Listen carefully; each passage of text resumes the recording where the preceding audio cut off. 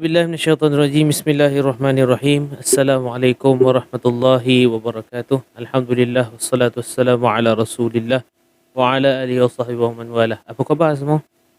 Dah lama kita tak jumpa. Jumpa lagi dalam Ustaz Media hashtag Ustaz Borak ada cerita. Hari ni kita dalam Ustaz Borak hari ni kita nak menitipkan 3 nasihat.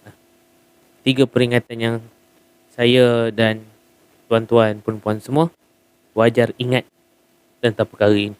Kita akan berbincang tentang 3 isu. Yang pertama, isu kesucian seseorang manusia. Yang kedua, maruah seorang isteri. Yang ketiga, pesanan sempena pilihan raya. Yang pertama, isu yang pertama, kesucian seorang manusia. Yang mana kalau kita lihat kesucian seseorang manusia itu bergantung kepada apa yang dia lakukan. Dan dalam agama kita bergantung kepada apa yang ada di dalam lubuk hati kita. Kerana pokok pangkal perbuatan kita adalah hati kita. Apabila hati kita itu suci, maka sucilah perbuatan kita. Maka kalau hati kita kotor, maka kotorlah hati kita. Dan apa yang di dalam ini, siapa yang tahu? Hanya Allah Subhanahu wa taala sahaja yang tahu. Wallahu a'lamu bi'a'daikum. Sirran wa alaniyatan, secara rahsia ataupun secara jahar, Allah tahu kesemuanya. Siapa kita untuk menilai kesucian seseorang manusia? Tak ada siapa yang layak.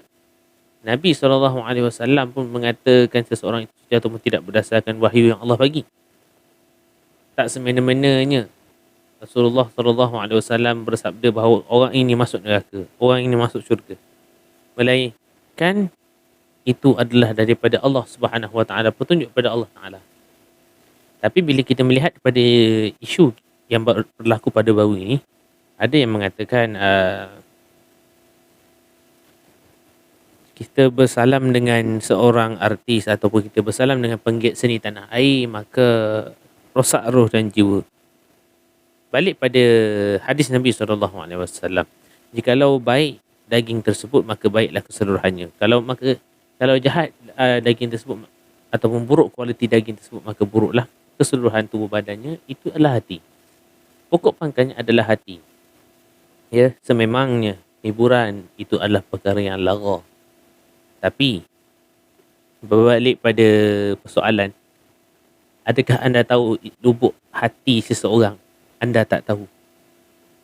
Dan berkemungkinan orang macam anda lah kalau kami salam runtuh roh dan jiwa kami kerana ta'assubnya kami kepada kamu.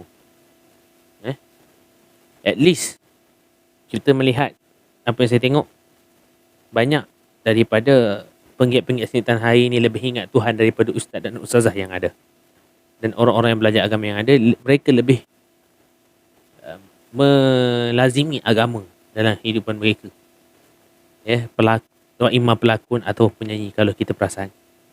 Ya. Jadi jangan mudah mendakwa sedemikian. Kita bukan Tuhan. Allah itu al-ilmu. Allah itu kaunuhu ta'ala aliman. Allah tu maha mengetahui segala-galanya. Ya. Dan Allah berkuasa atas segala-galanya, maka Allah saja yang berhak menentukan mereka itu suci atau tidak. Ya. Kedua adalah maruah seorang isteri. Maruah seorang isteri ini adalah di bawah jagaan suaminya. Dan kalau katakan suaminya itu membiarkan sahaja isterinya melakukan perbuatan yang tidak dibenarkan syarak, melepasi batasan syarak, maka suami itu dikira berdosa dan akan dipersoalkan oleh Allah Subhanahu Wa Taala. Ya. Akan tetapi kalau kita nak kata macam mana, tapi kalau suaminya itu terpaksa, ataupun kita sebut kalau suami itu dalam keadaan darurat, maka perkara itu dibolehkan. Berikutan isu lelaki dayus, ya, membenarkan doktor lelaki menyambut kelahiran anak. Ya Rabbi ya Karim, apakah dia tidak mendalami usul fiqh? Adakah dia tidak mendalami ilmu-ilmu istinbat hukum? Adakah dia tidak faham waqi' yang ada di Malaysia? 3 persoalan tersebut wajar ditanyakan kepada ustazah tersebut. Ya. Waqi' di Malaysia ini, manusia tidak diberi pilihan ataupun rakyat tidak diberikan pilihan sama ada boleh memilih doktor lelaki atau doktor perempuan untuk menyambut kelahiran anak tersebut. Maka oleh sebab itu, Allahumma salli ala sayyidina Muhammad, jadi apa saja keadaan yang ditentukan oleh pihak hospital maka harus kita terima. Dan dalam keadaan tersebut juga ad-darurah tubihul mahdhurah. Perkara seseorang yang berada di dalam keadaan darurat, perkara haram menjadi harus. Kan? Sebab ini bukan keinginan suaminya, tetapi terpaksa. Dan kebiasaannya pilihan itu diberikan kepada pesakit yang memerlukan rawatan di hospital swasta. Itu kebiasaan diberi pilihan. Tapi kalau kerajaan ni adalah kekurangan staf. Ya. Dan masalah utama adalah kekurangan staf. Jadi tengok mana-mana yang available. Suami mana yang redha isterinya dinikmati oleh orang lain. Tak ada siapa yang redha. Tak ada suami mana yang redha kecuali suami itu benar-benar dayus di dalam hidupnya.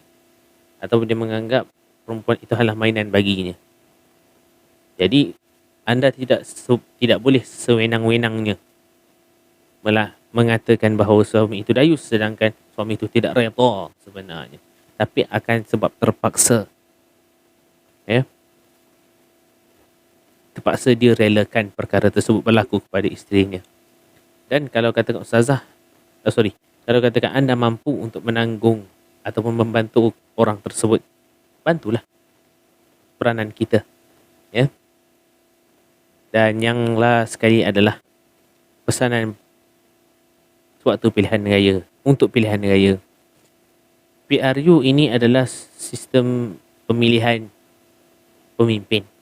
Seperti mana umat Islam ingin memilih antara Muawiyah dan Sayyidina Ali sebagai khalifah keempat, mengikut sokongan Sayyidina Ali yang menjadi khalifah pada ketika itu.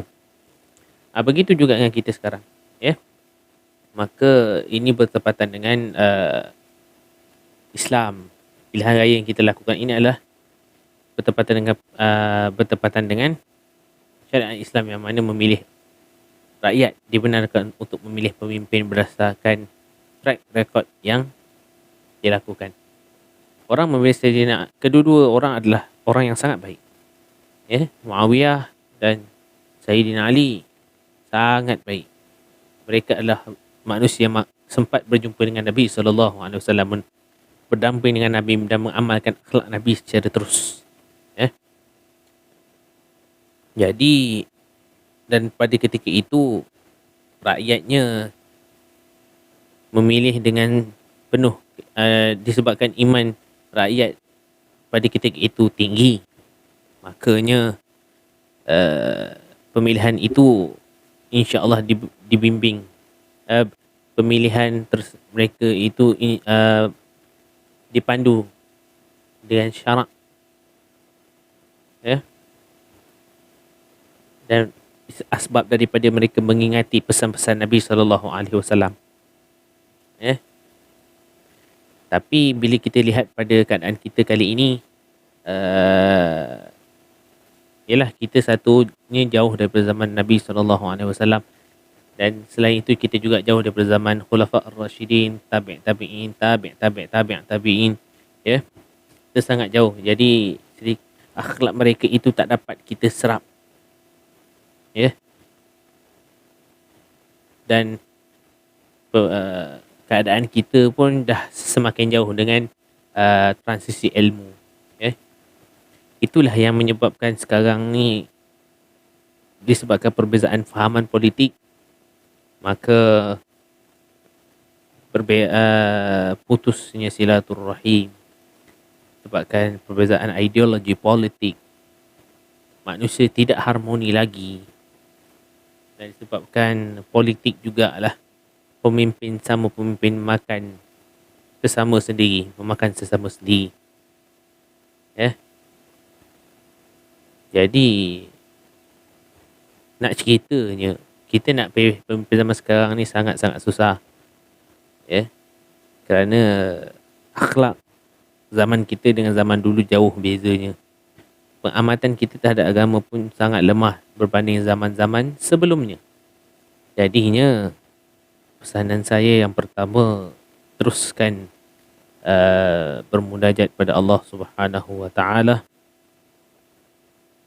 Teruskan berharap pada Allah Taala, moga-moga Allah Subhanahu wa taala mengilhamkan kita pilihan yang terbaik, dan terus jalankan kempen memilih dengan istikharah. Kerana pilihan yang besar ini tak lain tak bukan, kita perlu mengharapkan juga kuasa yang besar membantu kita. Jadi pada akhirnya, mudah-mudahan apa yang saya bahaskan pada malam ini sedikit sebanyak membantu kita dalam kehidupan, memberikan nilai tambah. Walaupun saya rasa saya membahaskan isu ini sedikit lewat, tapi niat saya masih lagi nak memberikan bantuan ataupun pertolongan kepada anda semua supaya anda berada di landasan yang betul. Okey. Selamat mengundi untuk pilihan raya umum ke-15. Mudah-mudahan Allah Subhanahu wa taala memberikan pilihan yang terbaik untuk kita, dan kita juga moga-moga Allah memberikan kelapangan dada, kesabaran yang tinggi, sifat syukur yang tinggi apabila kita dah dapat pemimpin yang akan memimpin kita nanti. Sekian, aqulu qawli hadza wa astaghfirullahal azim li wa lakum. Assalamualaikum warahmatullahi wabarakatuh. #Ustaz Barak ada cerita.